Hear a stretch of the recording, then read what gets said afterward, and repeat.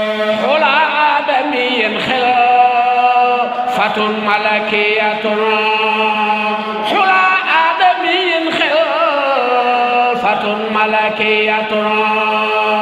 متى أدركتني زمان بلية du Sénégal ñoom ñoo ko jar ñi nga xamante ni ñoo yor nguuru Sénégal actuellement ministre de l'intérieur dem leen ngeen laaj ko nan la def wala ngeen dem laaj maire Thiénaba nan la def ba am fi lu toll ni ay hectares ci commune de Thiénaba alors que dëkk fii Aly Ngouille Ndiaye c'est le maire de Djolof et le maire de Djolof lan lay wut suñu commune lu ko fi indi ba mu jël fi ay des centaines et des centaines d'hectares alors que nous les jeunes par exemple moi j'ai pas un mètre carré dans cette commune là te war nañoo am fu ñuy dëkk suñuy doom ëllëg am nañ war nañoo am fu ñuy dëkk moom daal li ma lay mën a wax fi mu ne nii affaire bi dafa mel ni caaya ju nëb jàpp naa ni Thiénaba jàpp nañ ni ñii fi nekk xamuñu ñii fi nekk mënuñu nañ leen saax-saaxe avant mandat bi jeex ñu jël luñ ci mën ko amee nag yéen vous êtes c'est votre rôle man je vous donne des pistes à suivre yéen journaliste dem leen ngeen xool nan la Aly Ngouille Ndiaye def ba am fii ay hectares ci commune de Thiénaba alors que ñun ñi fi dëkk mënuñu fee am lu toll ni 1 mètre carré bu ñu dëkkee ñun cherché wuñu ay terrain cherché wuñu ay tool cherché wuñu ay HLM fu ñu dëkk la ñu am mais amuñu ko nu mu ko fi defee loolu nag c'est à vous de creuser nan la Augustin Tine aussi à travers sa famille nan la ñoo def ba am fi des hectares et des hectares alors que la commune de Fandène man mooy bu ma gisee benn scandale boo am et je pense que depuis 2017 j'ai fait des articles j'ai fait des audio WhatsApp lépp lu ma jàpp ni travail de conscientisation la pour population bi maa ngi koy def loolu moo waralaat ma toog ak yéen di leen wax Aly Ngouille Ndiaye nag am na fi des hectares ici à commune de Thiénaba je le dis je le répète et je le confirme maintenant ni mu ko amee jàpp ma ni am na ko ci voie boo xamante ni voie bu nit ñi xam la te dañ ko war a xam parce que lépp loo xamante ni leer na warul loo xamante ni légal na warul ump nit ñi yéen nag boo leen demee ci monsieur le maire Augustin la même chose ak yeneen ponte de la République yoo xamante ni la même chose ñooñu nag ils doivent éclaircir bu ñu mënul éclaircir le maire qu'il nous éclaircisse que c'est dans ces conditions là lañ leen joxe terrain yi familier di ngeen ñëw Thiénaba lu bëri Thiénaba boo fi ñëwee day mel ni dëkk boo xamante ni Thiénaba boo fi ñëwee day mel ni dëkk boo xamante ni moo ngi doog a am courant gis ngeen lamp yi yëpp ñi tàkk nii parce que gàmm gi moo ñëw ñu def ko alors que la mairie tout ce qui est l'éclairage public c'est du ressort du maire ak yeneen tous les compétences transférées dans le domaine de la santé l'éducation jeunesse su Thiénaba tey terrain bi ñuy footballé jeunesse su Thiénaba tey terrain bi ñuy footballé gis naa l'année dernière jël nañ dabb xaati tuuti dóor ay grilles yoo xamante ni à des coûts exorbitants les experts yi nga xamante ni xam nañ dans tout ce qui est travaux publics xam nañ ni lii c'est de la surfacturation wax nañ ko waxati ko loolu nag yooyu moo ñu metti te teewul lam ni def na ko fa lépp je pense qu'il a dit def na fa plus de 25 millions boo fa demee day mel ni enclos de mouton loolu nag c'est dommage pour la jeunesse de Thiénaba pexe bi ñu am fi mu ne nii mooy ñun on est en train de nouer beaucoup de relations d'essayer de trouver des partenaires avec des communes yoo xamante ni ils sont à l'étranger mais nag instant bi amaguñu le mandat public et toute action boo xamante ni posé nañ ko à Thiénaba le maire et son équipe luñ ci mën a yàq dañ ko yàq d'abord déjà am na lu fi amoon muy problème mu ndox dëkk bi toog amul benn ndox moi de mon propre initiative j'ai pris des citernes d'eau di ko distribuer population yi à travers une société qui était dans cette commune là mais le maire bi mu ko yëgee yow au lieu que mu gën ma encourager ci loolu mu gën ma jàppal wala mu def acte bu mel ni li may def daa dem di jéem a yàq loolu di yàq cette relation là que j'ai pour essayer de sortir la commune de Thiénaba ci problème boobu noonu. Non mais problème mu gestion je pense que ni il faut pas qu'on dise que la commune de Thiénaba Seck rek la yem Thiénaba Seck moom sama kër gii nii daf boo fi demee amul benn robinet booy ubbi mu xel ñu naan problème mu gestion la Thiénaba li ñu fi am lépp amul lu fi maire indi lépp lu ñu fi am Cheikhou Thiénaba moo ko indi bàyyi Cheikhou Thiénaba la jaare mu ñëw ci askan bi mais commune bi yemul Thiénaba demal dans les autres villages environnants il y a beaucoup de villages yoo xamante ni nit ñi si niñ daan dundee liñ daan dundee 30 ans 15 ans 10 ans derrière la ñuy dundee di dem ci ay dex di def ay teen ba léegi noonu la ñuy wute amee ndox léegi où est le travail du maire qu'est-ce qu'il a fait pour dans le domaine de l'hydraulique Thiénaba moom li fi am ci hydraulique li ñu fi am akus néew Cheikhou Thiénaba ko fi def non mais c'est quoi en fait je pense que la jeunesse de Thiénaba récemment il y a un groupe de tous les jeunes de Thiénaba convoqué nañ ko woo ko ni ko dañ bëgg comme ni ko am na yeneen responsable politique ku mel ni Mamadou Diop Decroix ak monsieur Abdou Ning bi ñu leen woowee invité leen wax leen ñoom lan lañ def ci commune bi dañ ñëw mais moom bi ñu ko woowee lu mu trouvé comme excuse moo ngi ci tool yi lu mu trouvé comme excuse mooy amuma seen jot yéen jeunesse su Thiénaba parce que il a pas de bilan à présenter moi je peux pas dire que ni Talla Diagne lii la def il a pas de bilan Talla il ne fera jamais de bilan maintenant nag je termine ce côté Talla il ne fera jamais de bilan et tu le verras jamais toog lui-même conférence de presse ni je vais faire un bilan maintenant nag ay xale yu ndaw yoo xamante ni seen xam-xam bëriwul seen dox bëriwul xamuñu lu bëri ñooñu moom bu ñuy wax da nga leen di bàyyi ñuy yuuxu rek voilà ñun li ñuy proposé mooy c'est du 109 c'est du 109 indilaat ay doxalin yu bees dans cette commune là la politique politicienne dafa rey la commune de Thiénaba trop man ni ñuy politiquer en fait ça me fait mal il pense que politique c'est guerre la kii àndut ak man bu ma ko rombee dama koy dóor mbagg fuuñ dem de c'est pas ça la politique c'est l'art de convaincre les gens c'est comment dirais-je là c'est comme le football en fait fair play la mën nañ di waxtaan di dem di voilà quoi le meilleur et que le meilleur gagne et li ñu bëgg a indi fii Thiénaba nag mooy Thiénaba secteur yëpp tous les signaux sont en rouge je vous avais dit ça déjà en 2017 ba léegi si même situation bu lay nekk boo jëlee santé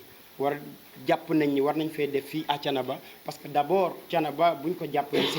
c'est une commune boo xamante ni plus de 30 000 habitants mais dafay recevoir des millions de personnes par année c'est un foyer religieux Thiénaba war na am un centre hospitalier bu mag boo xamante ni multifonctionnel nga xamante ni dañ fi mën a def lu bari parce que li muy recevoir c'est le seul foyer religieux du département de Thiès Thiénaba c'est le seul foyer religieux du département de Thiès donc mérité nañ am hôpital boo xamante ni au moins dina répondre yenn normes yi tey boo demee ci hôpitalu Thiénaba wala maternité bi je pense que boo doon daw feebar foofu nga koy gën a jëlee boo ñëwee au niveau de l'éducation les étudiants de Thiénaba sont fatigués da ngay gis ñoo xamante ni dañuy am seen bac les dures réalités de l'université dañuy dem ñibbisi gis nañ fi ay communes yoo xamante ni li ngay jëlee plus de 80% du budget di ko def budget de fonctionnement ça veut dire que ni pour ñu ko xamul fonctionnement mooy maanaam li muy def ci ay poosam di jënd carburant nee na am na ay personnel loolu pourquoi pas dégager une partie pour sauver ceux qui sont l'avenir de cette commune là mooy les étudiants il l'a pas fait nësër nañ aussi tamit les infrastructures parce que jàpp nañ ni Thiénaba dafa il faut qu'il y ait un plan de développement ab dëkk buy màgg war nga prévoir fii c'est de l'espace public fii war nañ fee def d'ici 10 ans war nañ préparer des stade boo xamante ni multifonctionnel la fii war nañ fee préparer war nañ fee am benn lycée et cetera mais yooyu ñu aussi tamit jàpp nañ ni ñoo ngi koy liggéey suñu programme préparer ko bu ñu ñëwee proposer ko Thiénaba moom nag amul xalaat yooyu noonu le seul espace vert bi ñu amoon fii à Thiénaba mooy la bande verte là da ko couper en fait du jamais vu et moi je me demande où sont les autorités administratives de ce département ou de la région comment nga ñëw bande verte boo xamante ni moo doon protéger Thiénaba contre vent bi nga xamante ni moo doon ñëw nga ñëw terrasser lépp avec un promoteur boo xamante ni on ne connaît pas les réalités on ne connaît pas le fondement bi nga ko joxe foofu yooyu aussi tamit ay yu bëri yu ñu war a leeral la. bu ñëwee dañ laa dee lu tax nga am fit ku nekk sa ginnaaw. parce que dëgg damaa jàpp ni ku am dëgg yor dëgg di wax dëgg waroo ragal foofu rek laa ko teg. man fii laa juddoo bu ma amul woon sama waa Thiénaba fii laa juddoo ñoo ma juddulu ñoo ma yar ñoo ma jàngal lu ma xam fii laa ko xamee lu ma am tamit fii laa ko indi donc Thiénaba je pense que ni tey bu mouvement un jeune qui n'est pas au pouvoir au parti au pouvoir un jeune qui n'a pas de responsabilité publique bu wootee di mobiliser plus que ces gens là qui sont des hauts conseillers qui sont des maires si mënul nekk leneen lu dul la confiance de la population. non loolu ay wax boo ma dégloo samay wax naa ne xale yoo xamante ni seen tànk guddul seen xam-xam guddul vraiment du ma Ablaye Wade dafa am du mu doon wax Ablaye Wade dafa am du mu doon wax mu jàngaloon kay gone bu la tëñee da nga koy jéggi pes baayam man sequma ko ak ñoom. D'abord c'est un discours responsable en fait parce que c'est la moom mooy première gamme moom Serigne Abdourahim woote war na à travers son porte-parole taalibe Thiénaba nan la war a mel parce que ñun c'est dans la discrétion. Thiénaba nituk Thiénaba day fees dell mais oyof tooy ci loolu wax na si daaw ñaaxaat na la taalibeeb Thiénaba yi ba lii nga xamante ni mooy réseaux sociaux yi surtout nga waroon a xamante ni dafa waroon a supprimer les liens l'ignorance en fait dafa waroon a supprimer l'ignorance. Aujourd'hui dafay produire de la violence. taalibeeb diw moo ngi saaga taalibeeb diw taalibeeb kële moo ngi taalibeeb diw wan nañu ñun taalibeeb Thiénaba nan la ñuy comportement sur les réseaux sociaux et cetera. waaw cadet bi c'était dafa doonoon benn organisation boo xamante ni dafa dajale woon parti politique yu bëri yoo xamante ni ñoo ngi ci commune bi ainsi que ñoo xamante ni jàpp nañu société civile bi la ñu bokk. dem nañ fa ay réunion nag waxtaan nañ parce que li ñu bëggoon ci cadet bi mooy faire une coalition boo xamante ni dañ ciy ensemble dañ ciy dem ci élection ensemble pour jàkkaarloo kii fi nekk ñun nag. Tout ce qui peut rassembler la jeunesse de Thiénaba, tout ce qui rassembler bi mën a rassembler les personnes porteurs de Thiénaba ñun dañuy adhérer ci loolu mais nag à chaque fois loo gis dafa am temps loo gis rek bu jotee jot fii ñu toll ñun jàpp nañ ni élection y a pas encore de décret pour fixer des élections. On ne sait même pas encore est-ce que ces élections là dinañ ko organiser en 2021. Donc ñun nag au lieu que ñuy engagé wu pour le moment sur coalition nag ku ne dem wuti bala ngeen a boole seen doole te xamagoo leen foo leen jëm nag ku ne dem wuti bu kii jaaree gauche kii jaar sud bu kii jaaree nord kii jaar fii ba buñ sa tolloo ñi nga xamante ni parce que du pour def coalition aussi tamit du doon yaama neex ñun li ñu imposer fii à Thiénaba mooy il faut qu'il y ait une rupture boobu nag dañ ko bëgg a def ci dëgg du doon yëfu yaama neex képp ku ñuy àndal aussi tamit day doon sur une base programmatique ñu bokk programme bokk une vision stratégique de Thiénaba mën a ànd ak yow incha allah exclure uñ benn coalition dañoo jàpp ni jotagul et bu jotee ñi nga xamante ni ñoo bokk base programmatique bokk stratégie pour Thiénaba dinañ ànd. et woote bi mooy damay woote waat rek la jeunesse déjà ils m'ont répondu mais labbali fas yàqul dara ci yoon ñoo ngi wootaat jeunesse bi yëpp parce que dafa am benn philosophe bu doon wax naan si tu refuses ton propre combat on fera de toi le combattant d'une cause qui ne sera pas la sienne.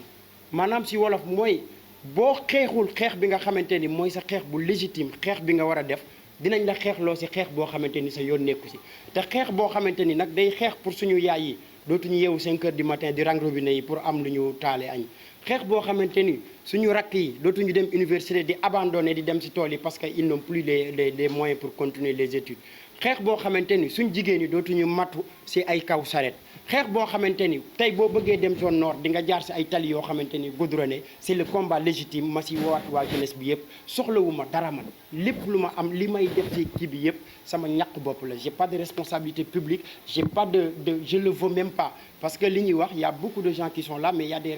gros bonnets derrière eux te nit nag ku la ëmbal sa sutura ku la yoral sa sutura ëmbal la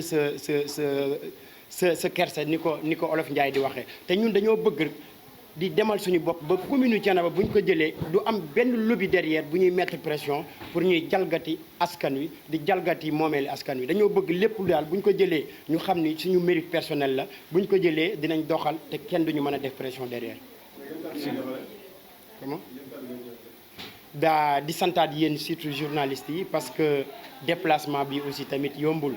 toute la presse ñoo ngi nii dajaloo fii ñuy waxtaanee commune de Thiénaba di santaat aussi tamit ñi nga xamante ni mooy le coordonnateur Talla Gueye Moustapha Gueye Amendo Issoura mënuma lim ñëpp nga xamante ni ñoom doore déjà ñoo yor le combat parce que man je voyage beaucoup nekkuma fi lu bëri ñoom ñoo yor combat bi et depuis bi ñu ko yoree ba léegi tànki kanam rek la amul tànki ginnaaw ñooñu aussi maa ngi leen